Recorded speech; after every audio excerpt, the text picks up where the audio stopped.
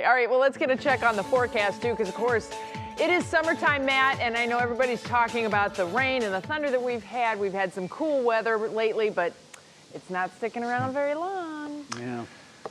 It's not, Betsy. We've got that humidity that'll be building back in here. Boy, what a refreshing 2 days, though. The last 2 mornings, we had our windows open, and it was just almost fall-like outside. Definitely that crystal clear air that you rarely get this time of year. But today is kind of a transition day. I think tomorrow you're really going to notice that transition back to more summertime temperatures. And transitions come at a price this time of year. We did have some showers and thunderstorms across the area today. Nothing severe with this, but some pretty good rumblers heading from west to east rather quickly, mainly down to the south of 76. You can see where those storms were heading through Akron, Canton earlier today. Still had some left over. Pretty decent downpour happening just south of New Philadelphia. Dover, you're clear right now. This is heading towards Mill, the extreme southeastern portion of our viewing area. And still some dark clouds bubbling up near Brunswick, a downpour there. A couple raindrops hitting your windshield near Akron. That extends out towards Portage County. Also Wayne County seeing some isolated downpours. All this going to wind down tonight. We've been mentoring this area of low pressure off towards the north that continues to spiral around,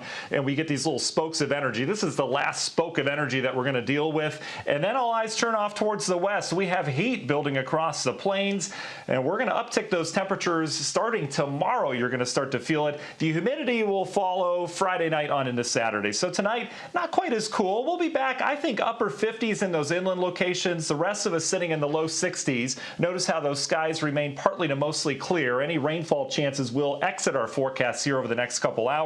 Your National Design Barn hour-by-hour forecast clears this out nicely overnight. Tomorrow, I think we get lots of sunshine across northeast Ohio. Temperatures, though, will be warmer. I've got mid-80s in the forecast for much of the area. And then look what happens tomorrow night. Now, don't say, hey, we're going to have huge storms Friday night here.